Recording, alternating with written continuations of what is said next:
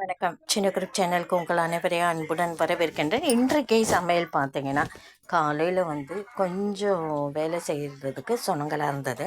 அதனால் வெங்காயம், தக்காளி, கொஞ்சம் உரித்து வச்ச பூண்டு இருந்தது. எப்போவுமே பூண்டு தேவைப்படும் போது நம்ம கொஞ்சம் உரித்து ஃப்ரிட்ஜில் வச்சுட்டோம்னா டக்குன்னு சமைக்க ஈஸியாக இருக்கும். வெங்காயம், தக்காளி போட்டு ஒரு தொக்கு பண்ணிட்டேங்க. உருளைக்கிழங்க ஸ்கொயராக கட் பண்ணி காஃபி போடுற நேரத்தில் உருளைக்கிழங்க ஒரு பக்கம் காலையிலேயே வறுத்து எடுத்துட்டேன். அதுக்கப்புறம் அப்பளம் பொரித்து சாதம் வேக வச்சிட்டேன். அதுக்கு அடுத்து 800 சைடிஷ் வேணும். அதுக்காக என்ன பண்ணேன், சோயாவை 5 செகண்டில் கொதிக்கிற தண்ணியில் போட்டு 5 நிமிஷம் கொதிக்க வச்சு புழிஞ்சு எடுத்து மிளகாய்த்தூள், மஞ்சத்தூள், உப்பு போட்டு பெரட்டி எண்ணெயில் 2 வாட்டி போட்டு எடுத்துட்டேன். அதாவது 2 ஏடு, ஃபஸ்ட்டு கொஞ்சம் போட்டு செகண்ட் கொஞ்சம் போட்டு எடுத்துட்டேன்.